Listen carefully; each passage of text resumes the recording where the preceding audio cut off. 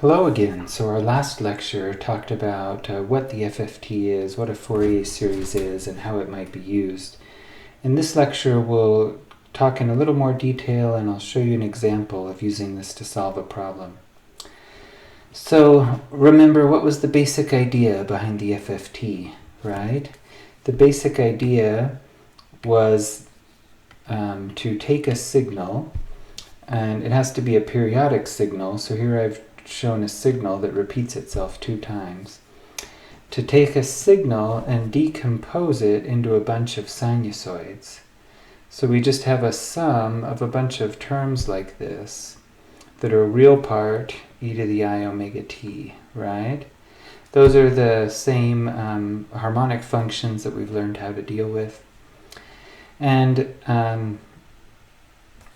so the Fourier series lets us take any periodic signal and decompose it like that. One important quantity in there is omega 1. Remember, that is the shortest, or the lowest frequency, or the longest period that we have in the signal, right? So that's the starting point, and any other signals have to be integer multiples of that. All right. So anyway, that's the basic idea. There's a little bit of bookkeeping we have to keep track of. This top form is the more natural way to write the equation. But mathematically, it's sometimes helpful to write it like this instead, where we write f as a sum from negative infinity to infinity rather than from 0 to infinity. And the reason we can do that is because we force the negative n terms to be complex conjugates of the plus n terms. So for example, if we pull out the nth term, we'd have the 1/2 factor, the f of minus n, which is just the complex conjugate of fn, e to the minus n, or e to the minus I in omega 1t, and then here's the term for positive n. And if you look at these, you notice that they're complex conjugates. And because they're complex conjugates, when they add them together, we just get twice the real part. The 1/2 factor takes care of the 2, and what we're left with is just the real part. So that explains why these two forms are the same. Okay, so that's a Fourier series. It's just a summation of harmonics that approximates some function. And as n goes to infinity, we can approximate functions arbitrarily well.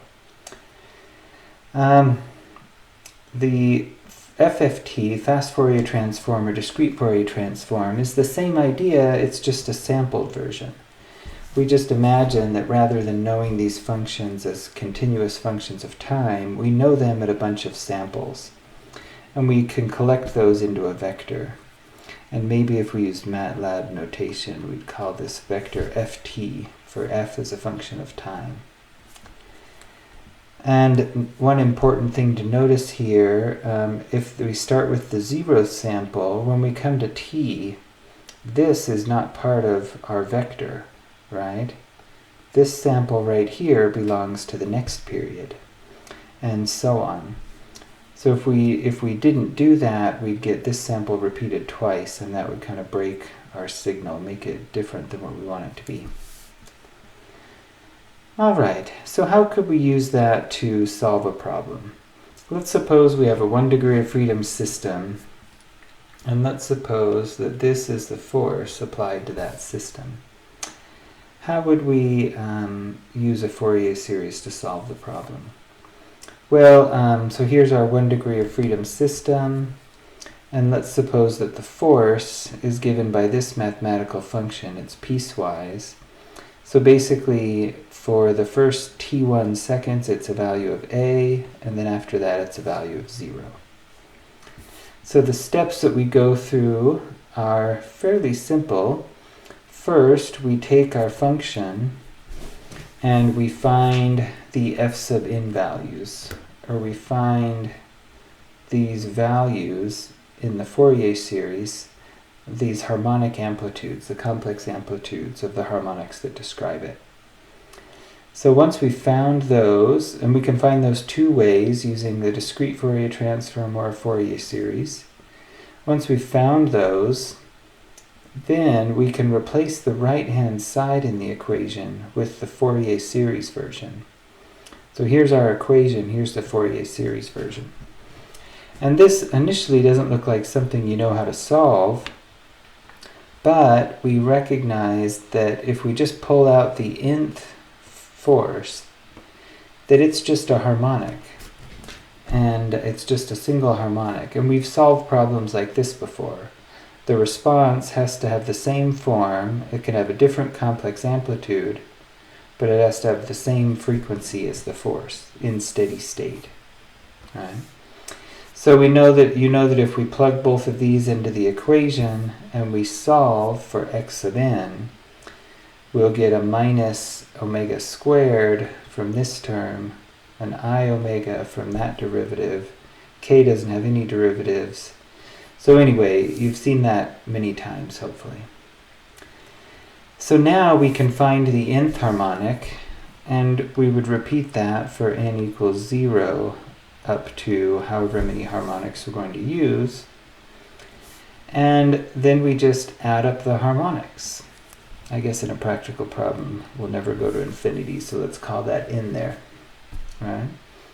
And so to add them up, we put them in the exact same form of the forcing. We have the constant or DC component, and then we have all of the other components for n going from 0 to infinity. And we just implement this equation and we're done. All right, if we're using the DFT, we don't need to worry about this because the DFT function in Matlab actually takes all of these complex amplitudes and gives you back a time vector. So you don't need to actually add them up. It actually does this addition right here. It's basically implementing that equation and adding everything up for you. Okay, so let's talk through this example again in a little more detail. Let's say we want to solve this problem now. We're going to use the DFT. So we're going to have to define a vector f, which has our function sampled at different instants k times delta t, where k is equal to 0 to n minus 1. So we want n samples. So in our case, let's say we set n equal to 8. Remember, this was our function. So we'll define 8 samples, 1, 2, 3, 4, 5, 6, 7, 8. Right? And remember, we've left this one off.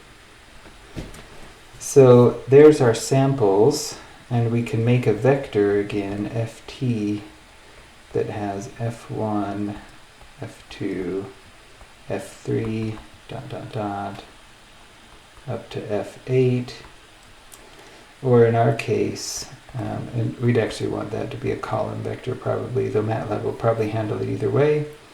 In our case, this would just be A, 0, 0, 0, 0. All right, those are the samples there. The height here is A. All right, so then step 1 was to find the DFT coefficients. So there's a few more pieces of bookkeeping we have to be aware of. So let's just review those really quickly. And all of that is kind of summarized in here. But it basically has to do with the fact that the DFT is just a numerical approximation for the Fourier coefficients that we've been talking about. So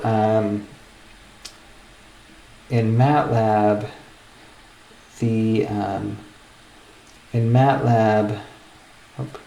if we are using g of t, or g here, g is what we would get from the DFT in MATLAB, and those are scaled differently.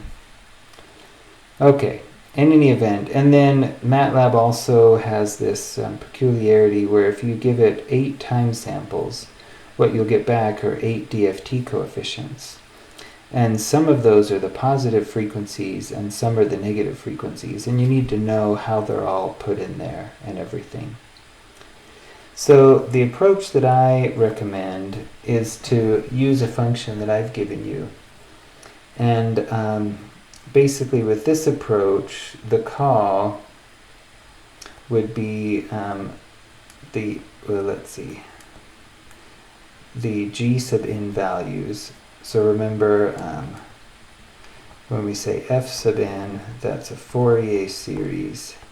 G sub n, that's a DFT. And remember that f sub n is approximately equal to 2 over n times g of n.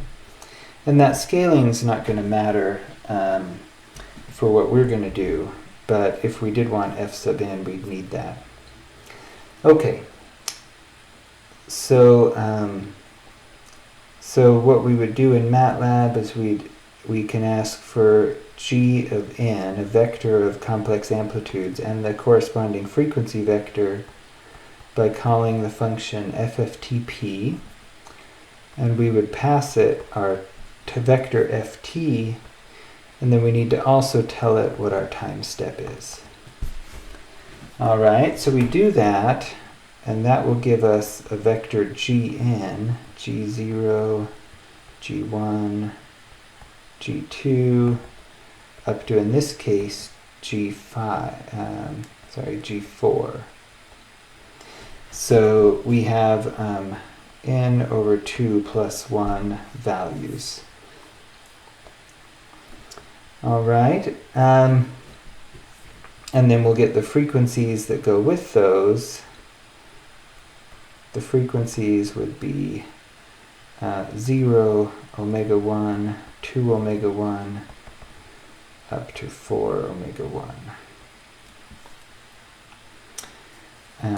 So notice that the maximum frequency is n over 2 omega 1. So this is something called the Nyquist criteria, which says that the highest frequency you can see is n over 2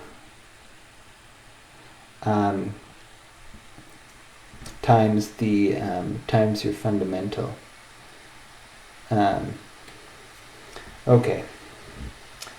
So now we have the g sub n's. Now we can calculate x sub n using this equation up here. The g's and the f's are interchangeable except for that little scale factor that we'll talk about in a minute. So we can use that same equation. So rather than copy it again, let's just oops, missed the minus sign.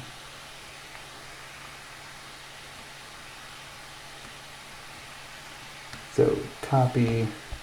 So basically we're going to use that same equation, only I'm going to replace f sub n with g sub n. Alright, and so these are also going to be DFT scaled, not Fourier series scaled. Okay.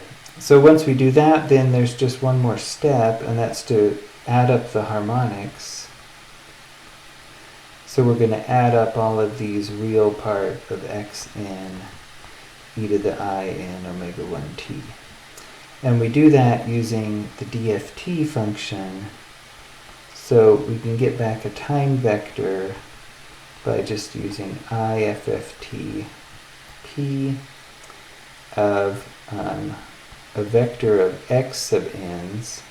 So I'll call that vector x, and our frequency vector we pass again. Alright, and just to be totally thorough, x would be the x0 from that equation up there, x1 up to x4. All coming from that equation right there. Alright, so that's all there is to it. And we get the answer, we get the periodic response that the system will have when it's subjected to this periodic force that we see up here. Or in this case, we're doing the square wave force, either case. And you can change the forcing, and the procedure is exactly the same. So it's really powerful, a very fast and efficient way to solve vibration problems.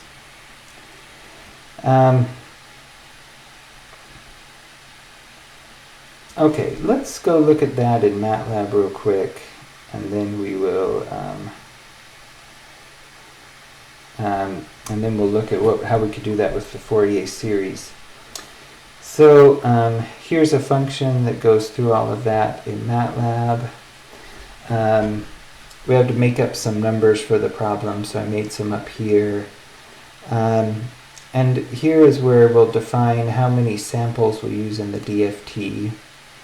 And so if we know our period of our signal, then that defines the time step that we have. And so I create a sampled version of the time vector, and this little Matlab line, this basically creates the frequency vector we were just talking about. We get a value of A whenever this expression is true. So whenever t is less than or equal to alpha t. By the way, alpha t is the t1 that I had over there.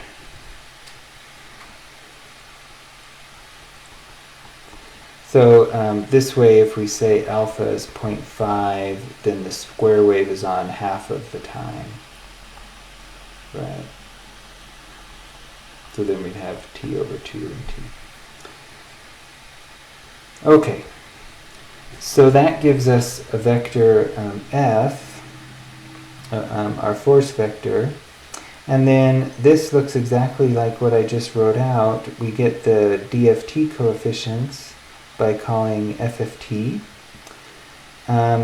Here what I did is, rather than do a for loop for all of the different x values, I just am making this a vector and using the dot times in Matlab. So this h is the transfer function. That's what multiplies x to get f. So I do that, and the rest is just plotting. And then to get back the time function, x of t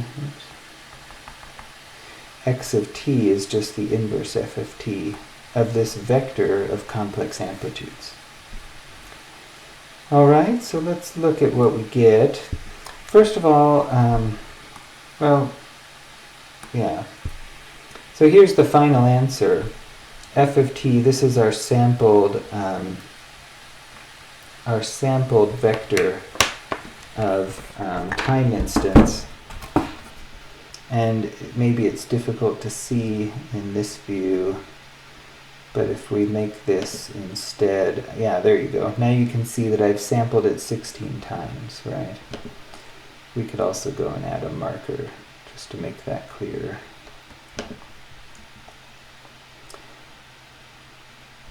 Okay, so those are all the different time instants that we had. Or actually I used 32, sorry, 32. All right, and the output of the answer that we get is that the steady state response will be this. And notice a couple things. There's a tiny bit of an offset from 0, but the most interesting is that we're hitting it with pulses that repeat every 1 second, but the response is repeating every 1/3 of a second. Right? So what's going on there? We're basically pushing, and the response we're seeing is happening 3 times as fast. And we can explain that if we look at these vectors, the force, the transfer function, and the complex amplitude of the response. So that's what's plotted here. So here we see first the forcing. So we see that we're putting in a force at 0, and then at all of these other frequencies here, right? And the first ones are the biggest, and they get smaller and smaller and smaller. The transfer function is this function, this h in yellow. So the transfer function, because we have a resonance somewhere, and we have relatively light damping, that resonance has a high peak, and so anything in this vicinity is going to be amplified. So our response frequency, our response complex amplitudes, are basically these forcing ones multiplied by the yellow. And what that gives us is this one term being much, much larger than any of the others.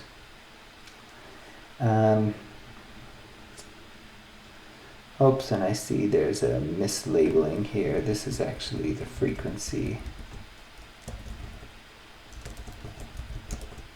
That's actually the frequency in radians per second.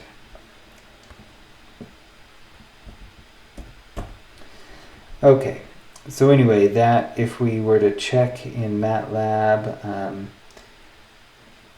if we were to calculate, it would be square root of k over n.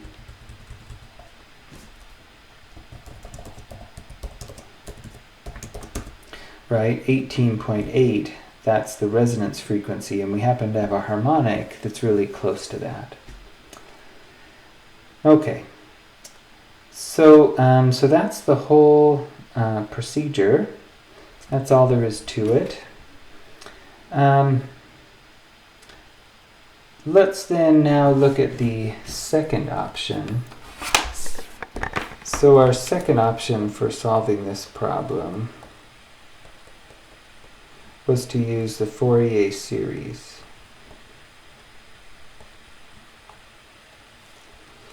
So for that approach, basically we'll go back to our handout.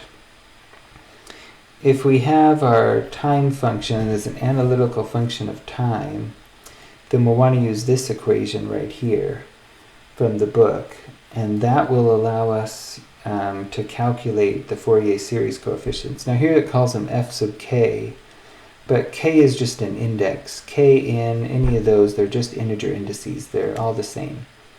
The book is using two different indices as part of a derivation it was doing. Okay, so anyway, that equation says that the kth harmonic is 2 over t times an integral from minus t over 2 to t over 2 of whatever our time function is, e to the I k omega 1 t dt. Alright, so again, this is equation 3.7.8 in the book. Alright, so in our case, and these limits can be whatever we want. We can go 0 to t, we can go minus t over 2 to t over 2, anything that's periodic.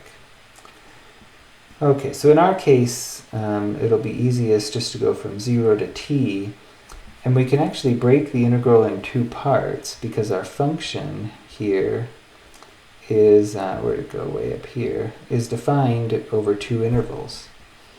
So let's break that into two parts. So we'll say this is 2 over t times the integral from 0 to t1 of a, and then we have, oops, and it looks like I missed a minus sign on that. We have a e to the minus I k omega 1 t dt.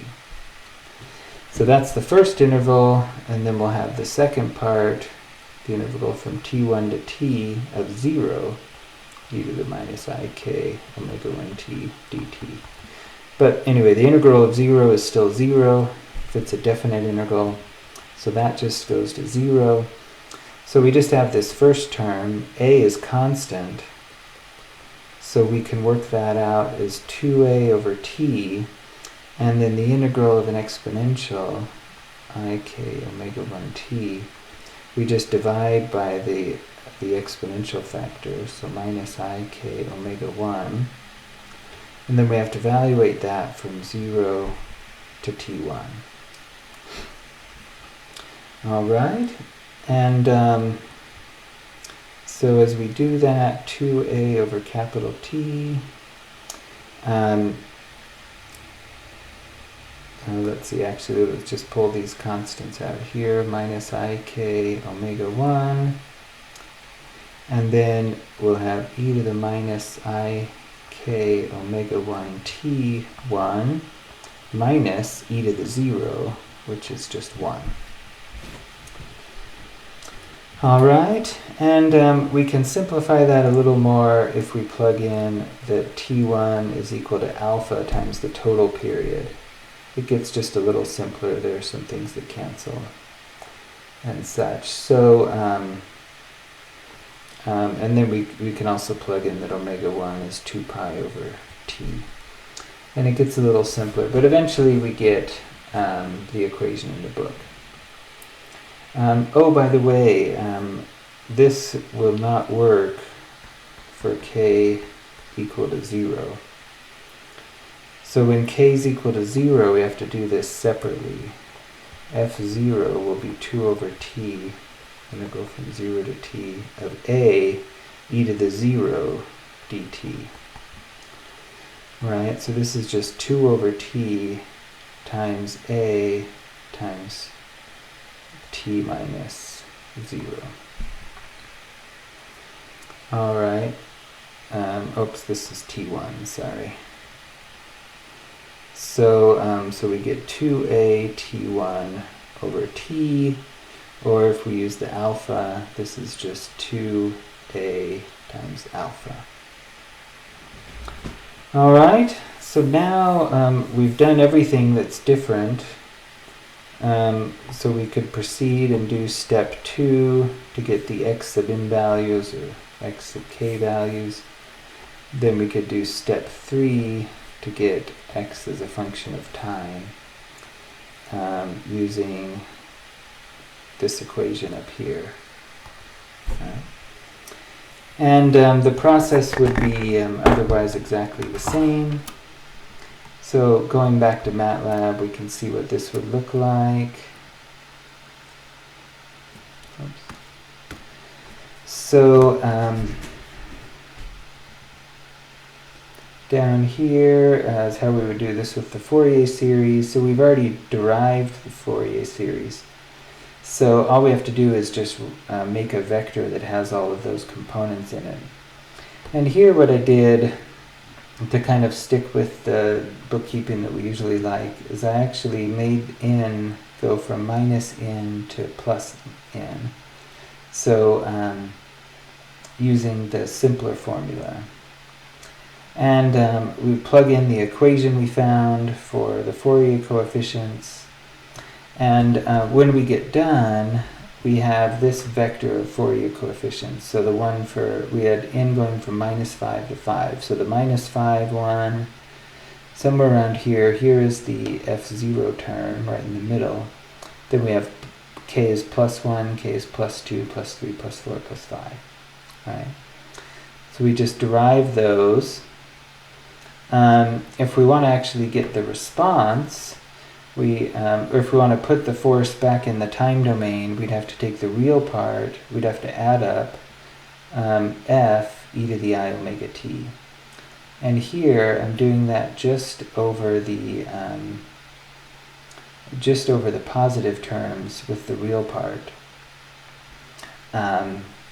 Just because that's how I want to do it. But I'm making a bunch of forces, one for a vector for each component, so that we can kind of visualize what happens. Okay, so let me show you graphically what that looks like. Figure 3 here. This shows you, oops, let me just see.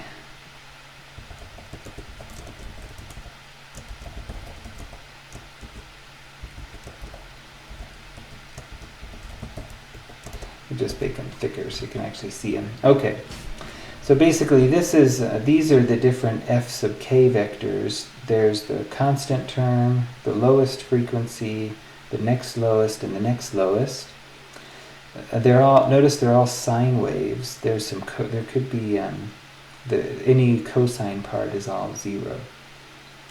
And also notice that they're all odd, right? So we have, if we look back here, we have this term having a positive, a real imaginary part, so it's a sine wave. This term is all 0, right? So that's the 4 term.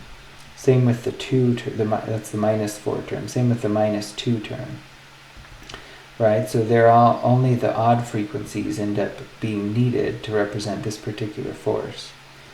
And if we add them all up, we get the red line, which shows the Fourier series approximation with 5 terms that we get to try to approximate that square wave. All right. Now we could actually, we could bump this up. Say we wanted to see what happens if we use a lot more terms. Now notice, let's go back to the command window.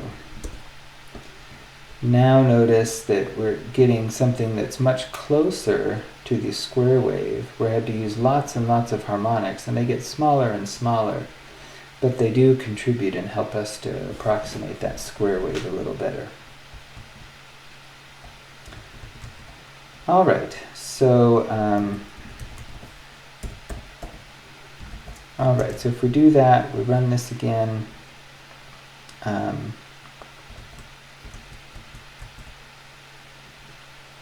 Oops. Just going to clear and run it again. Sorry, I broke my code. Okay, so here it is with 5 terms. The only other plot that I show is just this plot, figure 4. Here we're plotting the Fourier coefficients I got from the formula and the Fourier coefficients from the FFT after applying the 2/n scaling. So when we do that, we see that they're both pretty good approximations to each other. Now the true ones go to exactly 0, and the DFT are not quite going to 0. Oh, and it looks like I've got my legend wrong. Sorry about that.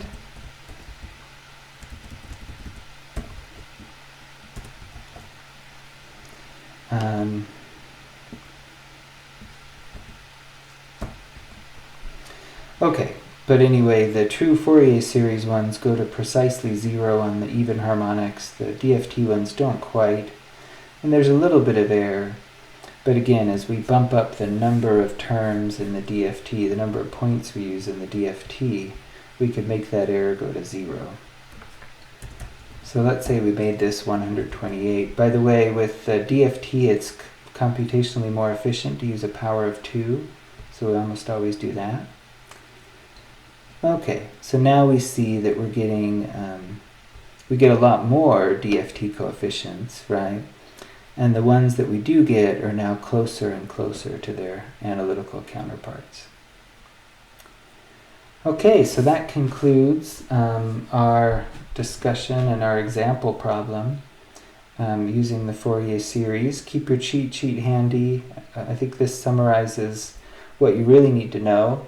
I also encourage you to read the book. It does cover the math really well and some of the theory behind it and you know, how this all works. This is kind of meant more as a kind of CliffsNotes user manual. All right, and happy FFTing.